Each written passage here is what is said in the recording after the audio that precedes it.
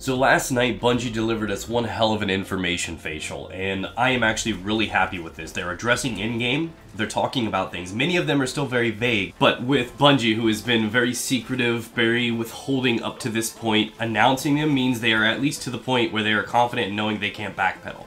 That these are things they are legitimately going to introduce. So I'm going to start off this video by reading off the entire list of things that they are working on right now. There's about 10 of them, and then I'm going to break them down individually, talking about what this means for Destiny 2 going forward. Let's begin. We start with new systems and rewards to give our most engaged players additional optional pursuits. Better incentives for players who complete challenging prestige activities. Better rewards and replay value for strikes, adventures, and lost sectors. Private matches for the competitive community. We are targeting early 2018. Crucible tuning like adjusted supremacy scoring and better spawning rules. Better incentives for completing Crucible matches, and penalties for quitting competitive games. Continued improvements to Iron Banner and faction rallies, including uniqueness of rewards. Changes to make the mod economy more interesting and impactful. Ongoing improvements to exotics, including adjustments to reduce instances of duplication. New ways to spend surplus currency and materials, looking at you legendary shards. An emote interface that allows players to equip salty, spicy ramen, 6-shooter, and flip out all at the same time. What? What? Why emotes during this? It was going so well! What would you do if you had $1 million? I'll tell you what I'd do, man.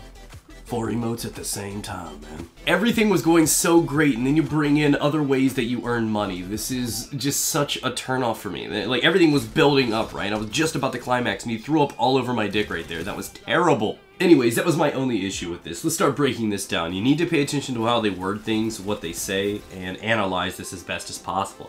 Let's start with the first one. It says new systems and rewards to give our most engaged players additional optional pursuits.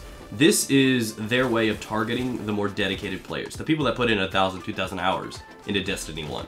These are the most active people that play hours and hours a day, and though they do not tell us, they do in fact mention that we are a priority to them, so that is a step in the right direction. Again, I'm a little disappointed that there's not more information or stats or anything to lead up to a lot of these, but at least the announcement of these means they're trying, so that's cool. Number 2 was better incentives for players who complete challenging prestige activities. This is to no surprise, nobody has any interest in doing prestige activities. I, for one, have not done the prestige raid. Ask me what? Ask me why. It's because there's no reason to do it. I would like an incentive. I want to know that if I'm pushing myself through a very hard and difficult challenge, that the reward is equally valuable to the effort that I put in. As it currently stands, it is not. And because of this, nobody's participating in. They know this, they're working on it. Third on the list, better rewards and replay value for strikes, adventures, and lost sectors. That's 3 big areas of weakness right now for loot engagement. Now, let's focus on the words here, or lack thereof, and that is public events. Public events are everything right now. It's how people are scaling their light. They are the most influential PvE kind of activities in the game right now. This is what a lot of people are investing their time into. So what they're likely going to be doing here is increasing the blue drop rate, the legendary drop rate, and all these other activities so that it brings it up to the level that public events are currently at. So that it's not just public events and you can spread out your love to whichever activity you would like to do. They mentioned adding replay value to these activities, and I feel like they can only do this in one of a few ways, one of which being adding a chain effect to those that continuously activate these activities. So we've seen this before with them, something they're familiar with strikes and Crucible. The more you play, the better loot you got. You kind of go on these streaks, and as long as you're not breaking that chain, you get better loot during those. That is extremely likely to be something we see introduced here in the near future. It's also worth noting that they could do other things. They're talking about making a more influential mod economy. They could have things exclusive to some of these activities. I made a really cool video on how mods can make this game great again, how they can completely change the end game for this. If you want to check out that video, it's really worth a watch. I'll leave it in the description below. That is a possibility. The other possibility I think that can happen right here is adding in strike-specific loot, something we've been asking for a while. Again, something else they've done before, but if there was unique loot exclusive for certain lost sectors on certain planets, it would give people things and reasons to farm and grind for. This would be great too. Number 4, and probably the most revealing bit of information we've had so far, is private matches for the competitive community. Now this is pretty important, because if they do this right, it can add a lot of fun to the game as well. I'm excited for a competitive scene, don't get me wrong. I'm more excited for having 4v4 tractor cannons though. That gets me really excited right there. Some freedom to mess around and customize would be a really, really good thing. But the most revealing portion of this announcement is we are targeting early 2018.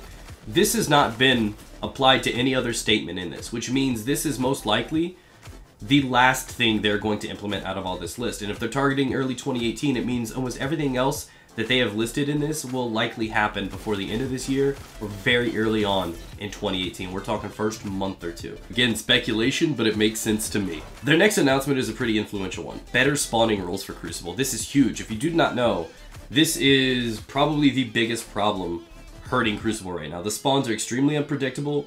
They're very unreliable. You don't know when they're going to flip, what's going to happen. There's so many times that you can kill a guy and kill another guy, and you feel like it's a 2v4, and you try to push that advantage. Those other two guys just basically spawn behind them and reinforce them. And now you're out of position and things get screwed. It's a very rough spawn system in this game. It's actually terrible. I'm just being honest with you.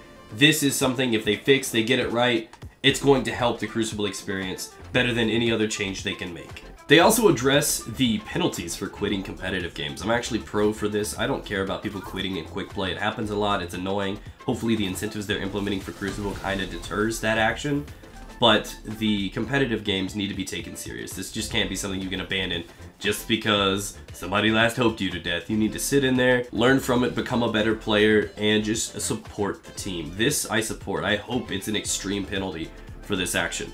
The one that has me most curious is changes to make the mod economy more interesting and impactful. This is something they can really run with. This could be the endgame to end all endgame. We need more mod slots on items, weapons, and we definitely need to have more interesting ones to have more customization and ways to separate ourselves from the other people and more ways to farm for these options. We need more ways to become individually unique and build and customize and play our own way, and this could really be done right. I am really disappointed they didn't go more in depth with this. Obviously they're still working on it, but I hope this pumps out in the next couple months and it really blows our freaking minds. Here's an interesting one. Now, ongoing improvements to exotics, including adjustments to reduce instances of duplication. A lot of people are tired of getting the same sun bracers over and over and over again. We all have that one. It's in your head right now. You're shaking your head because there's always that one exotic you keep getting while looking for a different one to complete your collection. And this is what they're trying to avoid. Now, pay attention to the wording. Because they announced that this is an adjustment they plan on making, that is not what they're talking about when they say ongoing improvements to exotics. If so, they would just simply say they're going to adjust exotics so that there are reduced instances. There's something else they have in mind to improve exotics, which is exciting because this means it's going to evolve or enhance in some way beyond just the reduced instances of duplication. So that's cool. Lastly, they say new ways to spend surplus currency and materials. Looking at you legendary shards, they also use the word spend, which means it's going to be a purchase, a transaction, not a way to necessarily upgrade, but this could be a way for you to earn shaders. Nothing that's going to take away from their Eververse monies. No way. But maybe some cheaper shaders, maybe some packages, some boosters, maybe even just to kind of recirculate them back into the system, buy legendary engrams with like 50 marks or something. Highly unlikely, but it's a possibility you can work with, so I'm kind of cool with this. More ways to buy new things. If they do it right, maybe even with mods, this could be really interesting. Finally, an emote interface that allows players to equip Salty, Spicy Ramen, 6-shooter, and Flip Out at the same time. Now this is something I've been asking for since D1. This is something we need, is to have all 4 exotic paid for emotes on at the same time. And more importantly, what combination of these 4 do you use? Do you lead with the 6-shooter, emulating that you killed him, then rotate into a Salty, then a Flip Out for the lulz, and then Spicy Ramen to finish it all up? What combination would you use if you had all 4 of these? When queuing up for a trials match, does it display all 4 of these to show off my status? Can I chain all 4 of these together so that trials loading are no longer just like a minute and a half, but now they're like 4 minutes long? I really hope this happens. I really want to see this come to be. So thank you guys for watching. Be sure to subscribe, stay tuned. I will catch you with another video soon. Let me know what was the most important change for you. And if there's anything that you notice, whether it's wordplay or something that you feel or would like to see changed that I missed, feel free to drop that down in the comment section below. It is a community experience. We need to get out there and we need to be talking, and this is a great first step for them. I want to applaud them at a little bit of transparency. It's something they have always slacked on, and though a lot of this information is vague and kind of leaves a lot of room for interpretation, just the introduction of these is a big step for them, so I want to applaud them on that. And all I'm asking for in the future is a bit more detail in where they're going with this. How are there going to be better replay value for strikes? What is going to happen to the mod economy? This is what I want to see. Thank you guys for watching. Catch you guys soon.